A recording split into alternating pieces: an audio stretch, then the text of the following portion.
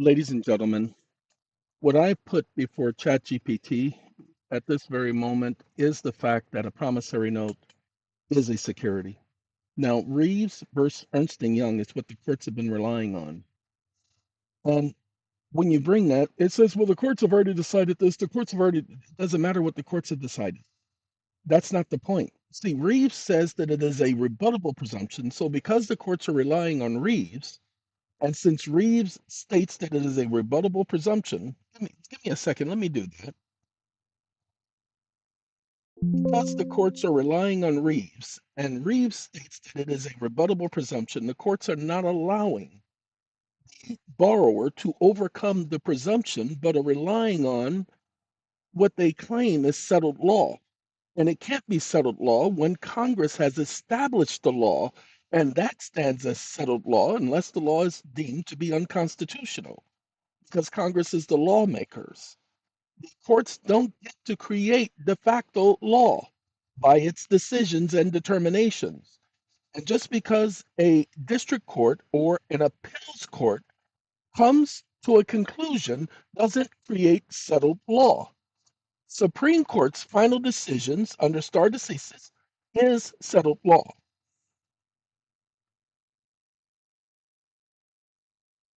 Now, what I'm doing here, the reason why I put that in there is because we have to, this is the presumption killer. The courts have said that it is a rebuttable presumption.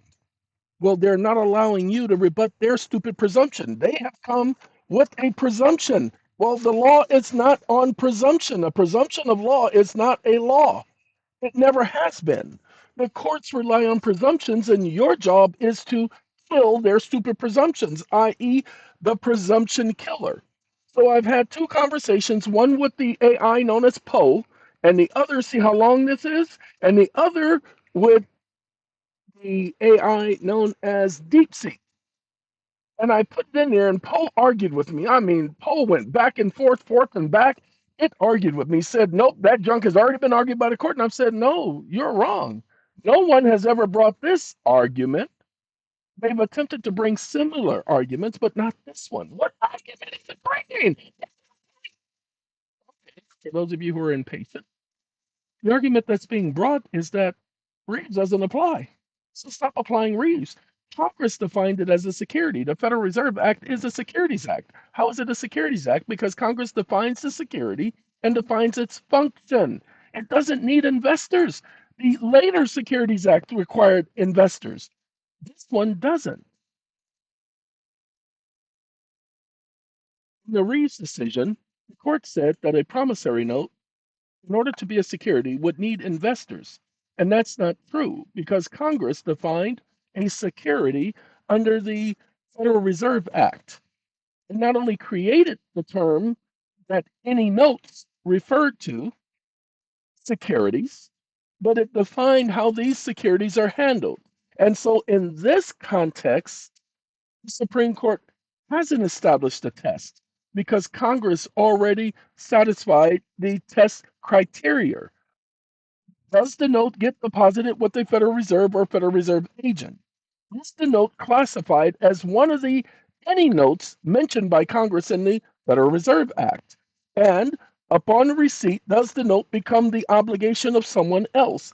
And is the note a simple debtor creditor relationship, or is the note received at par, face value, equating to collateral and security, and therefore does not qualify as a simple contract allowing for a speedy foreclosure process? Because that's all that it amounts to. And no one has ever argued this point, stating that the courts are applying the wrong test to the borrower's note. And because they're applying the wrong test to the borrower's notes, they're disenfranchising the borrower, denying them the right to due process of law and equal protection of law. And your job is to overcome the presumption because you are identified as the presumption killer.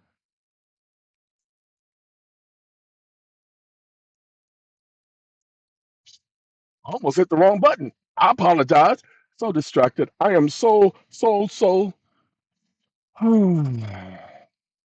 reliant on this argument that nobody has ever brought it. Shame on everyone else. Yeah. People have attempted to. They in their minds, this is what they were trying to say, but they were bringing forth below is the presumption kill step.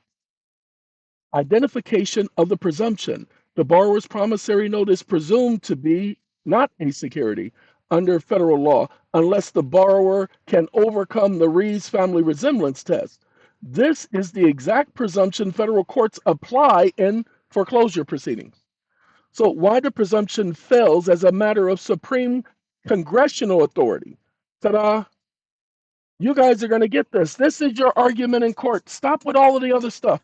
Stop bringing in all the other sideline stuff. What you don't know is that everything else was to overcome that test. Well, you've overcome it by bringing in the fact that Congress is the one who spoke of any notes. Well, in Reeves versus Ernst and Young, the court spoke of the term any notes.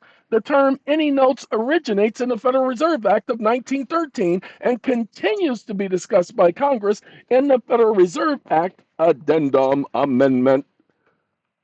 Right here, any notes, 1933, March 9th. See? 1933, congressional record. This is their debate, the full assembly.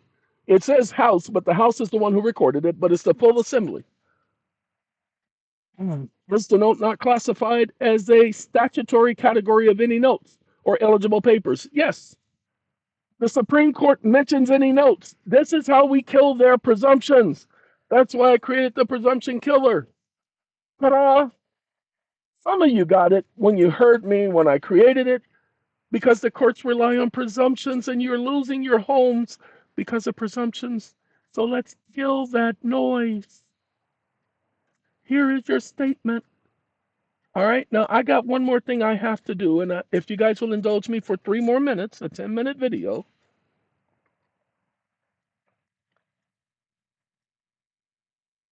I've been practicing law for 42 years. I have 3 clients that are before appeals courts. The appeals court are not permitting or allowing individuals to bring forth these points. What I need to do is I need to provide this in an appeal brief. It must be a simple statement of 5 paragraphs that says everything you just said within 5 paragraphs without leaving out any of the key points, and gets to the points to where there can only be one conclusion: that the borrower had a right to rebut the presumption in the court when hearing the borrower challenge the note and challenge the standing of the creditor, because the creditor is not a depository institution, but the Federal Reserve Bank, according to the Congress and the Federal Reserve Act, that it is the Federal Reserve who issues the notes to the borrower through the intermediary. And thus they had a right to challenge the creditor's standing, and by not allowing them to challenge the creditor's standing and overcome the presumption, because the response by the so-called creditor was a presumption of a presumption, which does not meet the test of a preponderance of evidence when trying to overcome the original presumption that the note is a security, amounts to a denial of due process of law and equal protection of law, because it means the courts gave more credence to the creditor than to the borrower.